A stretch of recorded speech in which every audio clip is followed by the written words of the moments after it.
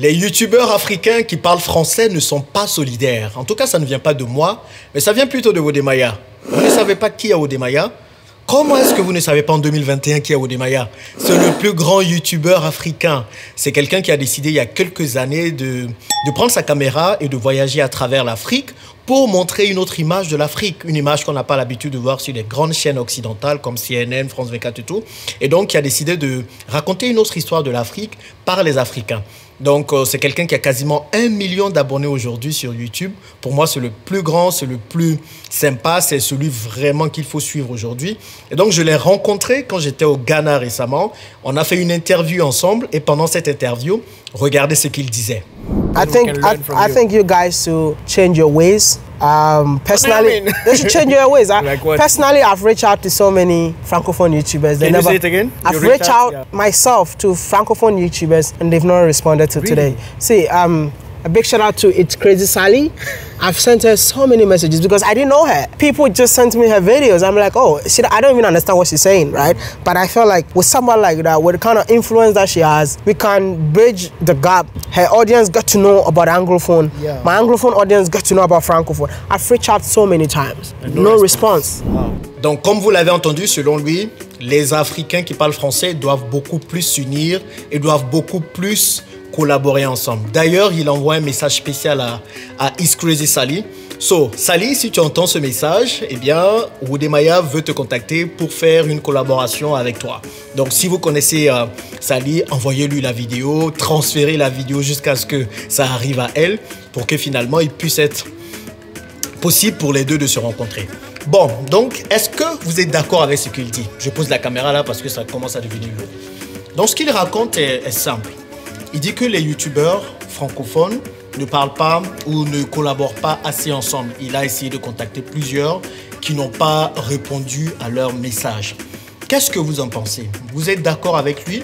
Est-ce que vous trouvez que les youtubeurs francophones ne collaborent pas assez?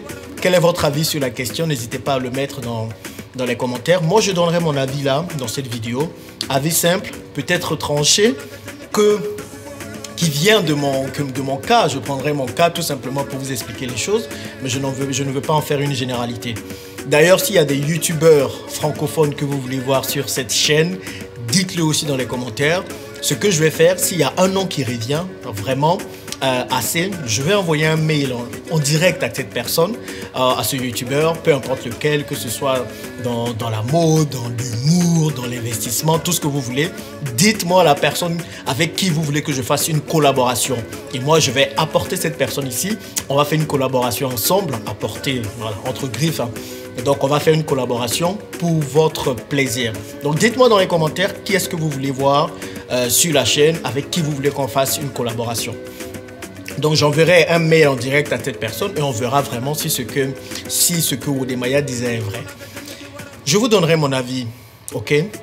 Mais je pense qu'avant de commencer, il y a deux choses importantes à savoir. La première chose, c'est tout simplement la définition que l'on donne à youtubeur. C'est quoi un youtubeur? Est-ce que déjà, quand quelqu'un a une chaîne sur YouTube, eh bien, c'est un youtubeur tout de suite? C'est la première définition qu'on a l'habitude de donner. Ou bien un youtubeur, c'est quelqu'un qui vit de YouTube. En quelque sorte, c'est quelqu'un dont les ressources financières, dont les revenus dépendent principalement de YouTube. C'est très important de voir cette différence-là. Vous allez comprendre dans la suite où je vais en venir. Mais pour moi, c'est pas pareil. Quelqu'un qui a un travail, qui va au travail le matin, qui rentre le soir, qui fait des vidéos sur YouTube pour partager une passion, une expérience et tout, cette personne n'aura pas le même comportement que quelqu'un qui vit de YouTube, qui a quasiment tous ses revenus qui proviennent de YouTube.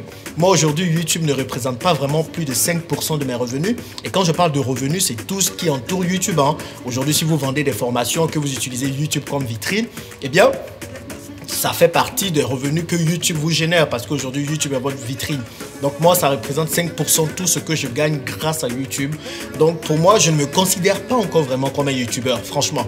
Je fais des vidéos pour partager mon expérience. Je vends une formation aujourd'hui pour l'immobilier, mais c'est plus un accompagnement pour aider les gens à devenir propriétaires en France. C'est une formation que je faisais déjà à côté avant YouTube, vous comprenez. Donc j'ai vraiment utilisé YouTube pour partager d'abord mon expérience et ensuite vraiment pour avoir aussi tout ça. Parce que là, on arrive à la deuxième chose. Quelqu'un qui utilise YouTube pour partager une passion et quelqu'un qui utilise YouTube comme un business, les deux ne vont pas réagir de la même façon. Et les deux ne vont pas collaborer avec tout le monde. Vous comprenez? Donc quelqu'un qui utilise YouTube comme une passion, qui est dans l'humour et tout, lui, même s'il vit de YouTube, il n'y a pas de souci à vivre de YouTube. Hein. Non, pas du tout, il n'y a pas de souci. C'est un métier comme tous les autres. Mais quelqu'un qui vit principalement de YouTube sans vendre de formation, cette personne-là aura plus tendance à collaborer avec les autres parce qu'il va se dire que il gagne des vues à partir des collaborations qu'il fait avec les autres. Et ce sont ces vues-là qui vont lui permettre d'avoir des revenus sur YouTube. Ou après des publicités qu'il pourra lui-même faire, genre des placements de produits et tout. Mais quelqu'un qui utilise YouTube comme une vitrine pour vendre ses formations, cette personne-là, lorsqu'il verra une autre personne qui fait la même chose, j'ai envie de vous dire qu'il verra la personne comme un concurrent plutôt. Vous voyez, comme de la concurrence. Donc les gens ne vont pas agir de la même façon.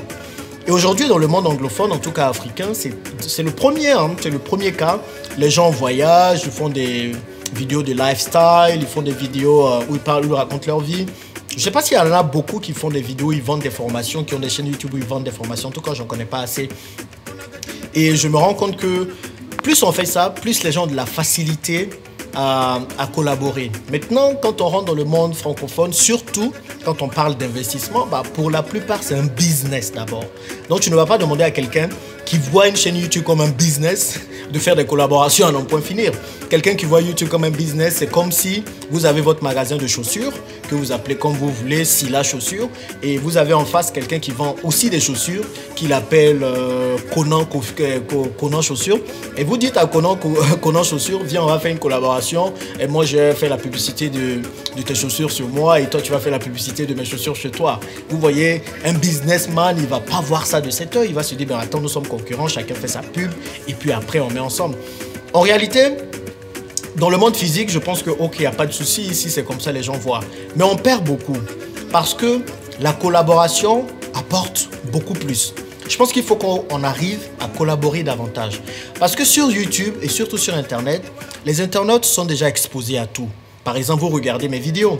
Et vous allez aussi regarder les vidéos de d'autres personnes qui parlent d'investissement. Si je prends le cas de Stéphanie Noëlla, que j'aime énormément, je regarde certaines de ses vidéos. Big up à toi d'ailleurs.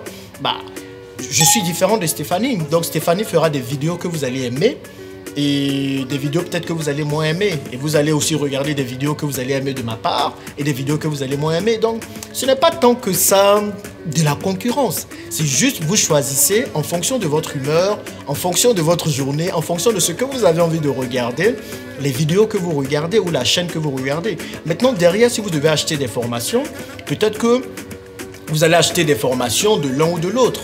Il y a pas mal de personnes qui viennent vers moi, qui ont suivi d'autres vidéos, d'autres chaînes YouTube et qui viennent, qui disent j'ai beaucoup regardé des vidéos sur l'autre chaîne YouTube, mais je préfère prendre des formations avec toi, je préfère me former avec toi.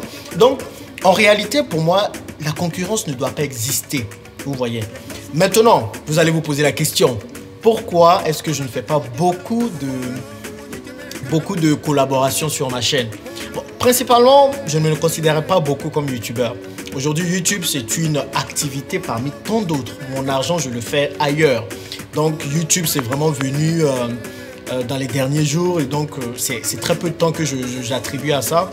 Vous voyez les qualités de mes dernières vidéos. Aujourd'hui, à tout casser, je passe à peu près 3 heures par semaine sur YouTube à faire des vidéos et ensuite à les monter rapidement et à les mettre sur ma chaîne. Donc, ne me considérant pas comme un youtubeur, en réalité, je me dis, voilà, est-ce que je peux passer plus de temps dessus? Non. Et je vais vous raconter une histoire personnelle. C'est que quand j'ai commencé ma chaîne, moi, je ne voulais pas forcément avoir recours à des influenceurs, à aller voir des gens pour faire la publicité de ma chaîne sur la leur. Mais à un moment donné, quand j'avais commencé le rêve africain, voyager dans les pays africains, j'ai contacté quelques youtubeurs africains, francophones, très connus, qui parlent quelquefois d'investissement. Et je les avais contactés pour leur dire, écoutez, je veux bien avoir une entrevue avec vous pour faire un peu, pour d'abord comprendre votre projet, votre profil, pour inspirer les gens et tout. Et déjà, je n'ai pas reçu des messages de la plupart. Et j'ai reçu un message une fois d'un des influenceurs qui m'a dit, écoute, tu es prêt à payer combien? Donc, en quelque sorte, il fallait que je paye pour son image. Il fallait que je paye pour qu'il passe sur ma chaîne. Et c'est pour ça que je parlais de business. Parce que si les gens voient YouTube comme un business, bah, il y aura très peu de collaborations. Ou les collaborations qu'il y aura, on paye. On payera.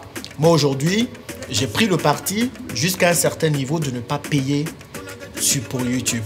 Donc, je ne fais pas de pub, je ne paye pas d'influenceurs, je ne fais rien de tout ça parce que je veux juste avoir une croissance organique. J'ai pu avoir une croissance organique jusque-là. Bien sûr, à un moment donné, il va falloir payer. Je vais le faire très bientôt, ne vous en faites pas. Mais c'était un peu ma démarche il y a quelques mois. Donc, dans cette démarche-là, c'était dur d'aller voir des personnes qui me demandaient de les payer. Donc voilà, du coup, c'est pour ça que vous n'allez pas me voir faire beaucoup de collaborations. Et la deuxième raison pour laquelle je fais très peu de collaborations, c'est parce que je sélectionne énormément les personnes avec qui je m'associe. Vous savez, malheureusement, nous sommes dans une communauté où il y a quelques fois, pas mal de fois, des arnaques par-ci, des mauvaises réputations par-là. Et s'il y a quelque chose à laquelle je tiens, plus que toute autre chose, c'est ma réputation. Vous voyez, je ne veux pas être là en train de faire une collaboration avec quelqu'un dans le monde francophone africain. Et puis demain, vous attendez qu'il y ait un scandale, que la personne a détourné des fonds et tout ça. Et puis mon nom se retrouve au milieu. Je caricature, mais c'est vraiment ça. Donc je regarde. Donc il y a quelques noms là, il y a quelques youtubeurs que je suis vraiment. Je suis depuis plusieurs mois. Et je pense que là, le moment arrive où je vais contacter certains pour faire des collaborations. De toutes les façons, les noms que vous allez mettre dans les commentaires, je vais voir les personnes à contacter. Et vraiment, c'est pour vous servir, c'est pour vous apporter d'autres connaissances que ces personnes ont sur la chaîne. Donc, dites-le moi vraiment. Non, je vais aller les voir. Mais moi, je suis de nature quelqu'un qui observe beaucoup avant de m'associer. Mais sinon, il y a des noms qui ressortent. Hein. Moi, une des personnes vraiment qui sort du lot, qui parle d'investissement aussi, c'est Stéphanie par exemple. Je vais sur sa chaîne, je commente sa chaîne. Quand j'ai des choses intéressantes, je commente plutôt. Donc, je pense qu'on doit partir de plus en plus vers ça. Parce qu'aujourd'hui, les Africains qui parlent anglais, parce que vous n'aimez pas le mot anglophone ou francophone, si vous avez des termes vraiment, dites-moi. Les Africains qui parlent anglais, eux, ils ont une facilité à le faire. Quand moi, je partais au Kenya, par exemple, j'ai contacté un youtubeur kenyan qui m'a répondu tout de suite et tout de suite qui était prêt à venir à faire une collaboration avec moi ou à passer sur ma chaîne. J'ai contacté Odemaya, c'était pareil. J'ai contacté pas mal de personnes avec qui ça s'est très bien passé. Donc, ils ont une facilité à le faire. Ce que nous, dans le monde francophone ou dans le monde des Africains qui parlent français, on n'a pas encore vraiment compris. Mais je pense que nous arrivons vers là. Et puis, au-delà de francophone, anglophone, je pense que le plus important, c'est de créer une Afrique unie, qui aura ses valeurs, qui aura une langue commune et qui va pouvoir être unie pour avancer ensemble. Et ça, c'est ensemble qu'on pourra y arriver, vous comprenez. Et je pense que ça va arriver très bientôt.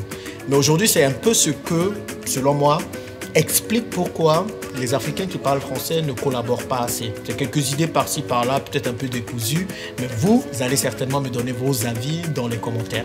Bon allez, c'était ce que je voulais partager avec vous aujourd'hui. On se retrouve dans la prochaine vidéo.